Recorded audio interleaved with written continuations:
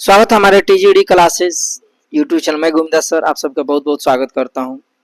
आज हम लोग पढ़ने वाले हैं 12th क्लास चैप्टर 2 आर्ट्स जो है 12th क्लास की जो आर्ट्स यानी इतिहास की जो बात करें उसका चैप्टर 2 पढ़ने वाले हैं, जिसका चैप्टर का नाम है राजा, किसान और नगर, है ना। इसमें यूनिट की बात करें तो यूनिट के हिसाब से हम लोग पढ़ेंगे। यूनिट की बात करें मौर्य काल से गुप्त काल तक, उस यूनिट 2 की बात कर रहे हैं, ठीक है।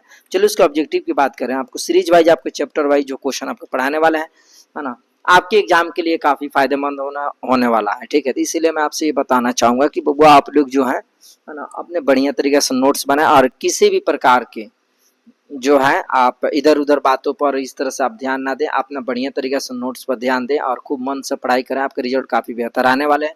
इस सीरीज से अलावा एक भी प्रश्न कहीं बाहर नहीं जाने वाला है, ठीक है। चैप्टर क्वेश्चन बता रहे, चैप्टर 1 इसके पहले हमने पढ़ा रखा है, आप प्ले लिस्ट में जाकर देख सकते हैं, ठीक है। तो ये पार्ट 2 है 12th क्लास इतिहास की चैप्टर 2। तो चलिए हम लोग शुरू करते हैं। आपका पहला प्रश्न आपके स्क्रीन पे चल रहा है।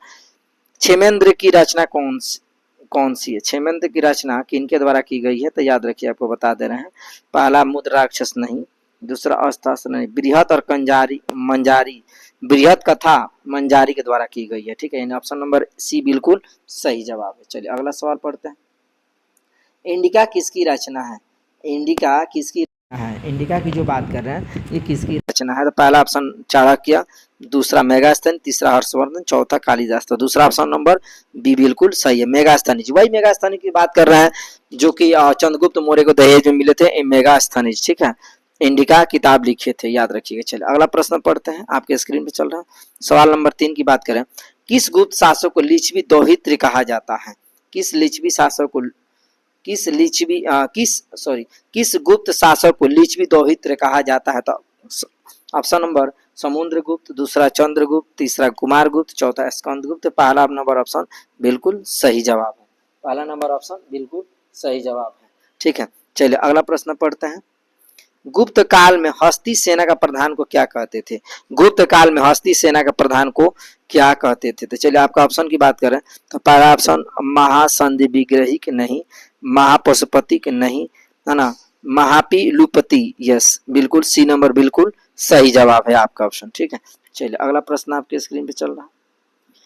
निम्न में से महिला संत थी, मतलब कौन सी महिला है जो संत थी? सबसे बड़ी बात बता दे, संत महिला कौन थी? तो आपको मैं बता दूं ना, मीराबाई भी संत थी, अंडाल भी संत थी और क्राइल भी संत, यानी इनमें से सभी, यानी ऑप्शन नंबर डी बिल्कुल सही जवाब है। महिला जो क्या थी, संत थी, ठीक है। चलिए मीराबाई संत थी। चलिए अगला सवाल। धर्म की शुरुआत किसने की थी? धर्म की शुरुआत, है ना, क्वेश्चन नंबर 6 की बात करें, धर्म की शुरुआत किसने की थी?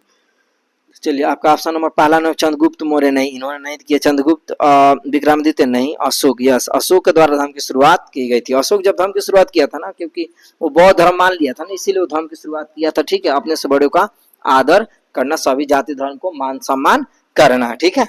चलिए अगला प्रश्न पढ़ते हैं। आपका प्रश्न संख्या 8 की जो बात करें, अब कोई पढ़ेगा तो बोलेगा सर 7 नंबर प्रश्न नहीं, कोई बात नहीं, आपको बोलना सीरीज आगे पीछे हो जाती है ना, पीडीएफ बनाते समय, तो उसके लिए आप चिंता ना करें, आप अपने बढ़िया तरीके से नोट्स बना लें, ठीक है बुआ। चलिए आपका 8 नंबर प्रश्न आपके स्क्रीन पे चल रहा है। मौर्य वंश का संस्थापक कौन थे? मौर्य वंश के संस्थापक कौन थे? पहला ऑप्शन बिंदुसार, दूसरा पहला चंद्रगुप्त मौर्य, दूसरा बिंदुसार, तीसरा अशोक और चौथा कुणाल। तो चंद्रगुप्त मौर्य जो थे यही मौर्य वंश की स्थापना किए थे, चंद्रगुप्त मौर्य। जिसको इनका बचपन का नाम सेंट्रो कोर्स था, क्या नाम था? सेंट्रो कोर्स। वही चंद्रगुप्त मौर्य की बात हो रही ना, चंद्रगुप्त मौर्य की जो बात हो रही है, जो कि शरण बेलगोला में संलेखना विधि यानी बिना अन्न जल के क्या की थी, उनकी मृत्यु हो गई थी, ठीक है। चलिए तो चंद्रगुप्त मौर्य। अगला सवाल पढ़ता है आपके स्क्रीन। चंद्रगुप्त मौर्य की मृत्यु कहाँ हुई थी? चंद्रगुप्त मौर्य की मृत्यु की बात करें तो शरण बेलगोला में, ही बोले थे ना, जैन धर्म के फॉलोअर थे वो, और संलेखना विधि से, यानी कि जैन धर्म मानते, संलेखना विधि बिना अन्न जल के थे और उनकी मृत्यु हो गई थी। शरण बेलगोला, शरण बेलगोला कहाँ है? कर्नाटक में। चलो अगला सवाल पढ़ते हैं। चंद्रगुप्त मौर्य किस धर्म को मानने वाले थे? चंद्रगुप्त मौर्य की बात करें तभी मैंने बताया था, चंद्रगुप्त मौर्य जैन धर्म को मानते थे। ऑप्शन नंबर बी बिल्कुल सही जवाब है, ठीक है। चलिए अगला प्रश्न पढ़ते हैं। प्रश्न संख्या 11 की बात करें। मौर्य वंश का अंतिम राजा कौन था? मौर्य वंश का अंतिम राजा कौन था? तो मैं बता दूं, मौर्य वंश के अंतिम राजा की जो बात हो रही, अशोक तो नहीं था, यानी पहला ऑप्शन गलत। कुणाल भी नहीं था, संप्रसिद्ध यीशु था, यानी बृहदत्त था। कौन था? बृहद दत्र था। ऑप्शन नंबर डी बिल्कुल सही जवाब। चलिए अगला सवाल, मौर्यकालीन टकसाल का प्रधान कौन था? मौर्यकालीन टकसाल का प्रधान कौन था? तो चलिए की बात करें, पहला ऑप्शन कोषाध्यक्ष नहीं, मुद्राध्यक्ष नहीं, पांड्याध्यक्ष। यस, ऑप्शन नंबर सी बिल्कुल सही जवाब है। ठीक है, चलिए प्रश्न संख्या बार अगला सवाल, मौर्य वंश की राजधानी कहाँ थी? मौर्य वंश की राजधानी कहाँ थी? चलिए इस सवाल को पढ़ते हैं। पहला विदिशा नहीं, दूसरा दिल्ली नहीं, तीसरा पाटलिपुत्र। पाटलिपुत्र थी। मौर्य वंश की राजधानी कहाँ थी? पाटलिपुत्र। चलिए अगला प्रश्न आपके स्क्रीन पर 14 नंबर प्रश्न, मौर्यकालीन कलिंग राजा कहाँ स्थित था? मौर्यकालीन है ना कलिंग राजा कहाँ स्थित था? 14 नंबर प्रश्न आपके स्क्रीन पे चल रहा है। तो पहला ऑप्शन हो गया है ना, पहला ऑप्शन हो गया बिहार नहीं, दूसरा बंगाल, तीसरा कहाँ था? तीसरा आपका उड़ीसा। यानी मौर्यकालीन कलिंग राजा कहाँ था? स्थित था उड़ीसा। वही कलिंग की बात करें 261 ईसा पूर्व में हुई थी, अशोक ने किया था, है ना। तो कलिंग जो है कहाँ थी? उड़ीसा में थी। कहाँ? उड़ीसा। ऑप्शन नंबर सी बिल्कुल सही जवाब मेरे प्यारे बाबू। अगर लगता है आपके लिए उपयोगी है तो थोड़ा लाइक कमेंट शेयर कर दीजिए, अन्य बच्चों तक भी पहुंचा दे ताकि उनको भी लाभ मिले, केवल अपने लिए ना सोचिए बुआ, है ना। चलिए अगला प्रश्न पढ़ते हैं, आपके स्क्रीन पे चल रहा है 15वां प्रश्न, मौर्य प्रशासन में है ना समाहर्ता कौन था? मौर्य प्रशासन में समाहर्ता कौन था? प्रश्न संख्या 15 की जो बात कर रहे हैं उसमें पहला ऑप्शन है केंद्रीय मंत्री। नहीं, पहला ऑप्शन बिल्कुल गलत। दूसरा राजकीय कर संग्रह अधिकारी। हाँ बिल्कुल सही, यानी कि मौर्य प्रशासन के समाहर्ता जो कौन था?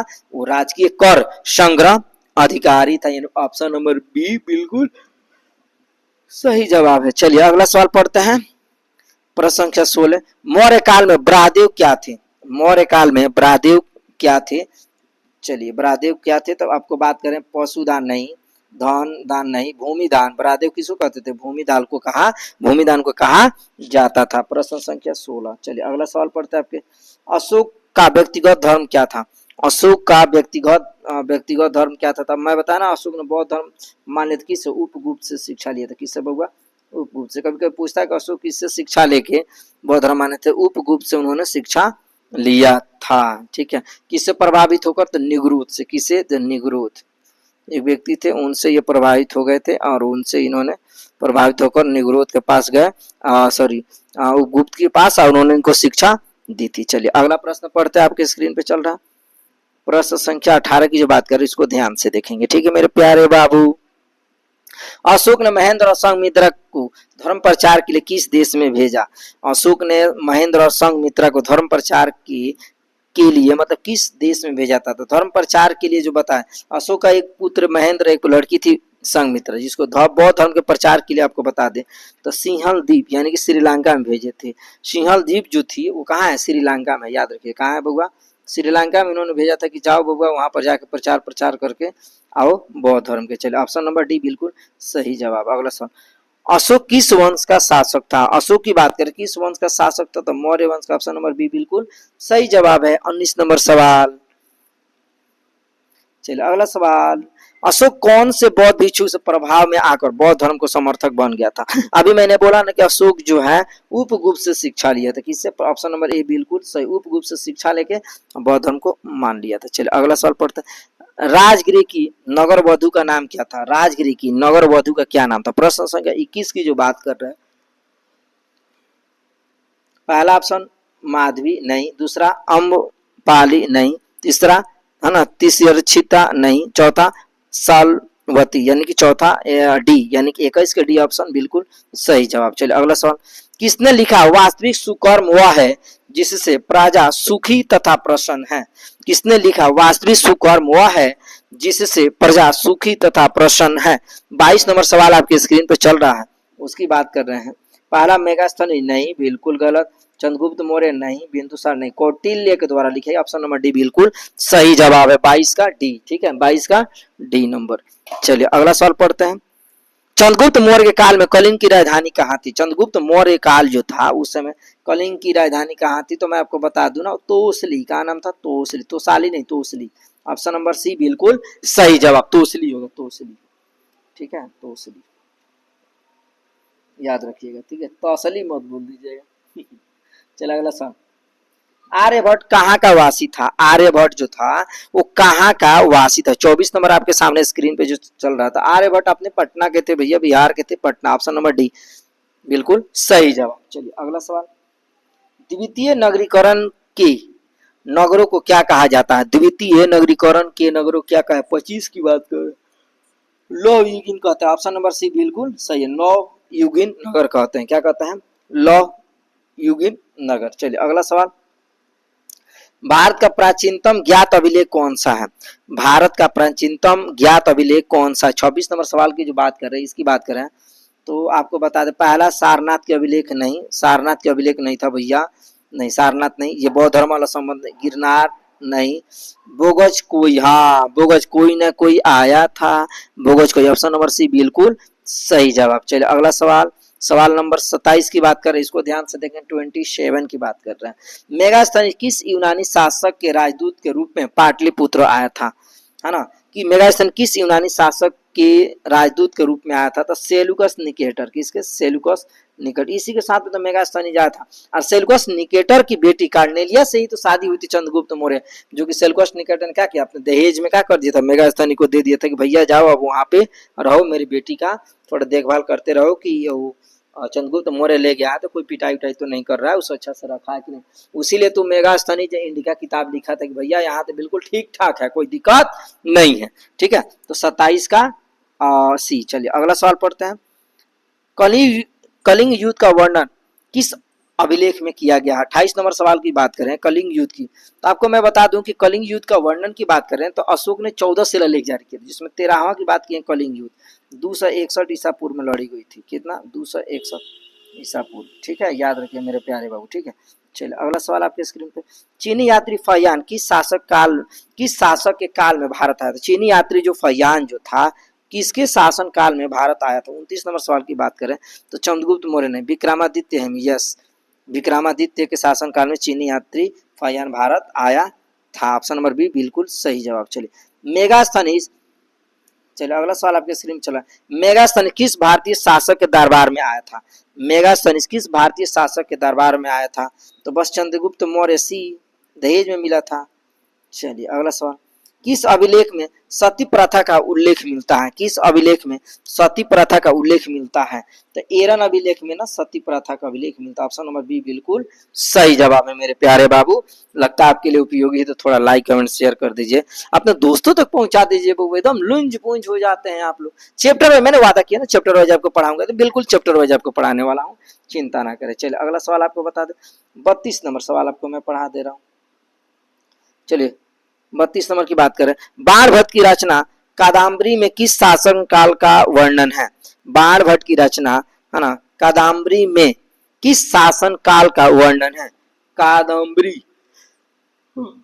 चलिए 32 नंबर सवाल की जो बात कर रहे हैं उसका ऑप्शन की बात करें तो उसमें देंगे, पहला चंद्रगुप्त मौर्य, दूसरा अशोक, तीसरा चंद्रगुप्त विक्रमादित्य और चौथा हो गया हर्षवर्धन। तो ऑप्शन नंबर डी बिल्कुल सही जवाब है मेरे प्यारे बाबू। ठीक है, चलो अगला प्रश्न आपके स्क्रीन पे चल रहा है, 33 नंबर सवाल आपकी बात कर रहे हैं, गुप्त संवंत कब और किसके द्वारा शुरू किया गया था? गुप्त संवंत कब और किनके द्वारा शुरू किया गया था? तो मैं आपको बता दूं, गुप्त संवंत की जो शुरुआत की चंद्रगुप्त प्रथम ने 319 से 320 में। ऑप्शन नंबर डी बिल्कुल सही जवाब है। चलिए पंचतंत्र की रचना किसने? वही पंचतंत्र जो कौवे की कहानी वाला है ना, जो कि कौवा क्या करता है, मटके में पानी पानी रहता है, हल्का सा कंकड़ डाल के पानी निकालने का प्रयास करता है। तो पंचतंत्र की रचना किनके द्वारा लिखी गई है? तो याद रखिएगा, पहला आर्यभट्ट नहीं, आर्यभट्ट के द्वारा नहीं लिखी गई, वरामिर नहीं, कालिदास नहीं, विष्णु शर्मा के द्वारा लिखी। ऑप्शन नंबर डी बिल्कुल सही जवाब है मेरे प्यारे बाबू। चलो अगला सवाल आपके स्क्रीन पे चल रहा है, प्राचीन नालंदा विश्वविद्यालय के संस्थापक कौन थे? प्राचीन नालंदा विश्वविद्यालय के संस्थापक कौन थे?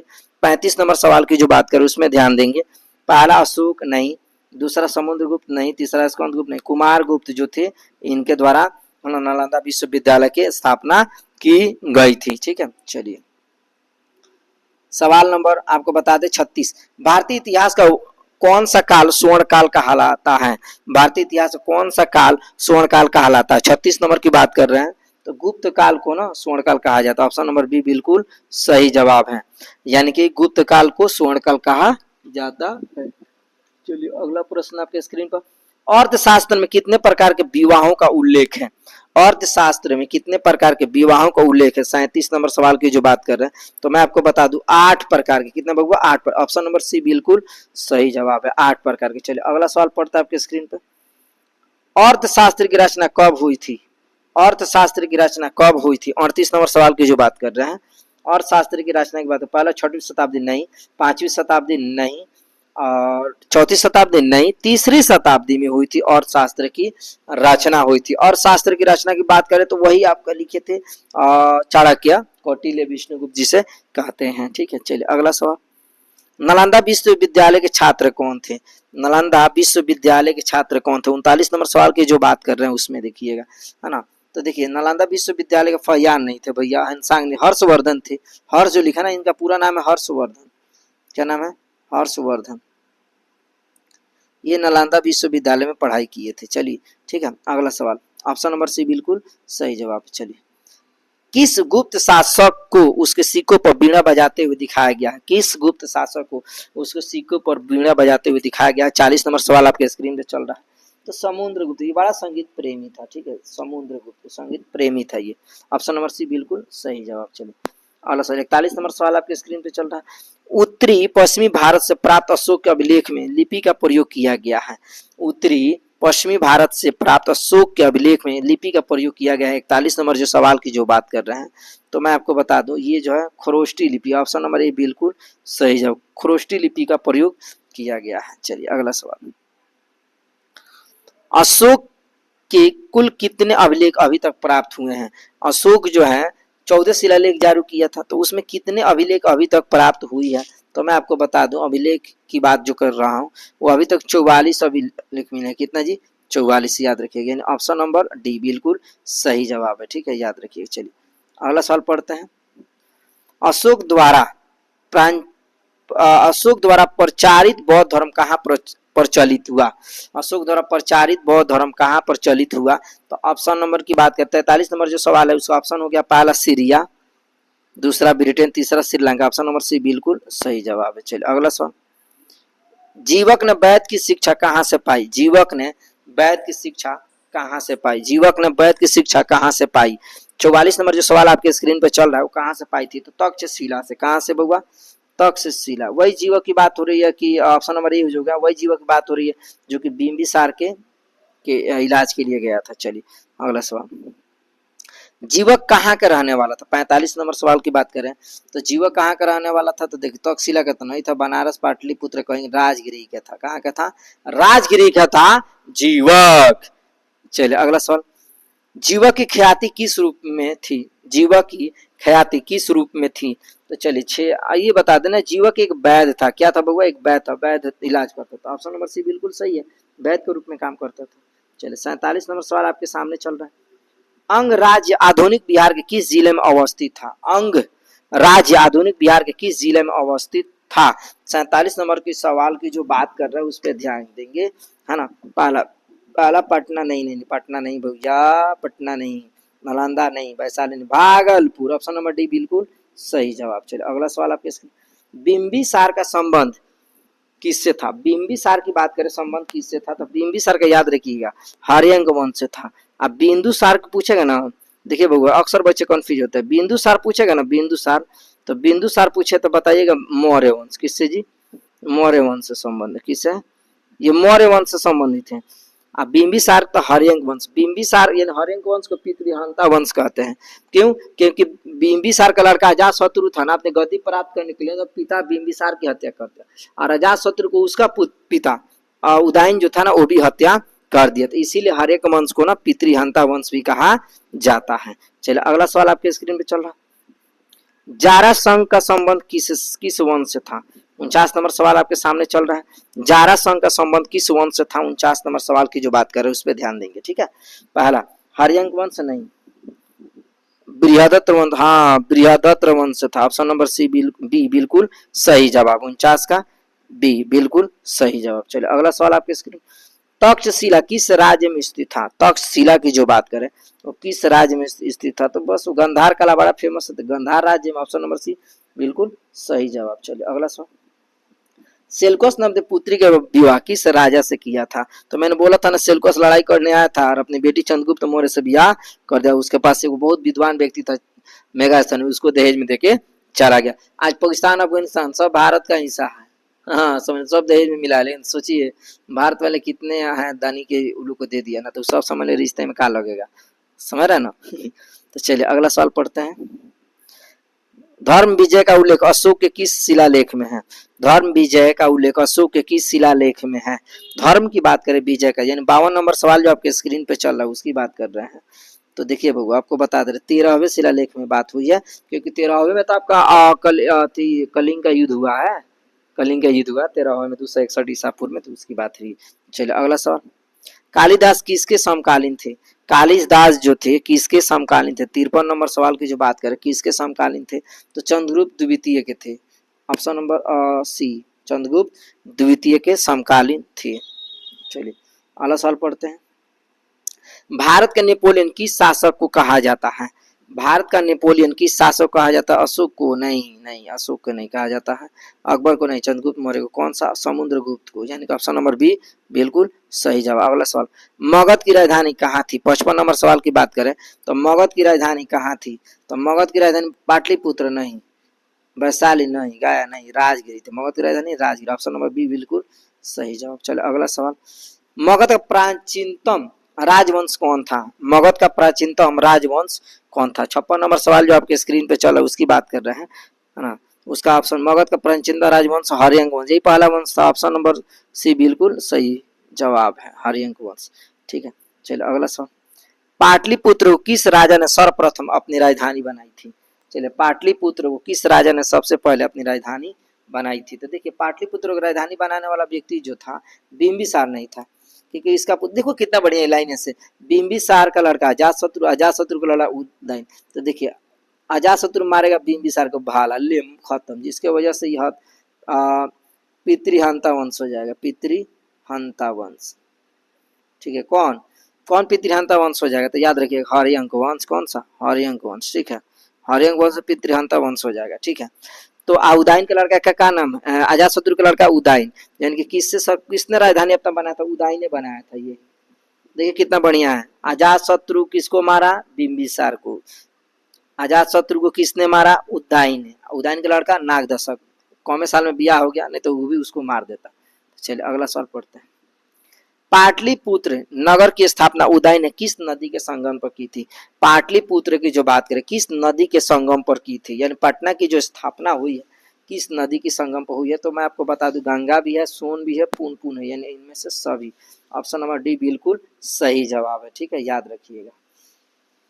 अगला सवाल। रथ मूसल नामक आक्रामक यंत्र का प्रयोग किस जनपद में सबसे पहले किया गया है? 59 नंबर सवाल जो आपके स्क्रीन पे चल रहा है उसकी बात कर रहे हैं। किस जनपद में? काशी में नहीं किया गया, वैशाली में नहीं किया गया, मगध में किया गया। ऑप्शन नंबर सी बिल्कुल सही जवाब है। चलिए अगला सवाल, बस ज्यादा नहीं है, लास्ट स्लाइड चल रहा है। ताम्रलिपित बंदरगाह कहाँ अवस्थित है? 60 नंबर सवाल। ताम्रलिपित बंदरगाह कहाँ संबंधित था? तो बता दूं बंगाल में। कहाँ? बंगाल में। ऑप्शन नंबर सी बिल्कुल सही जवाब। चलिए अगला सवाल। इलाहाबाद प्रसिद्धि का लेखक कौन है? इलाहाबाद प्रसिद्धि का लेखक कौन है? 61 नंबर सवाल की जो चर्चा कर रहे हैं उसके लेखक कौन है? तो याद रहेगा हरिसेन। ऑप्शन नंबर सी बिल्कुल सही जवाब, हरिसेन जो है। चलिए अगला सवाल। चाणक्य भारत के किस शिक्षण संस्थान में अध्ययन किया था? यानी चाणक्य जो है भारत के किस शिक्षण संस्थान में अध्ययन किया था? 62 नंबर सवाल जो आपके स्क्रीन पे चल रहा है, तो याद रखिए तक्षशिला विश्वविद्यालय। ऑप्शन नंबर बी बिल्कुल सही जवाब है। चलिए अगला सवाल। प्राचीन भारत में उदंतपुरी विश्वविद्यालय कहाँ अवस्थित था? प्राचीन भारत में उदंतपुरी विश्वविद्यालय कहाँ अवस्थित था? तो मैं आपको बता 63 की जो सवाल की बात कर रहे हैं वो आपका ए। अब मगध कहाँ किया था? मगध। ऑप्शन नंबर बिल्कुल सही जवाब क्या चीज? ए। ठीक है, अब ए। चलो अगला सवाल। शक संवत की शुरुआत कब से मानी जाती है? शक संवत की शुरुआत कब से मानी जाती है? 64 नंबर सवाल की बात करें तो 78। कब? ओनली फॉर 78 ऑब्जेक्टिव में पूछता है 78। चलिए अगला सवाल। चलिए लास्ट क्वेश्चन। विश्व में पाई जाने वाली पहली धातु कौन है? विश्व में जो पाई जाने वाली पहली धातु कौन सी है?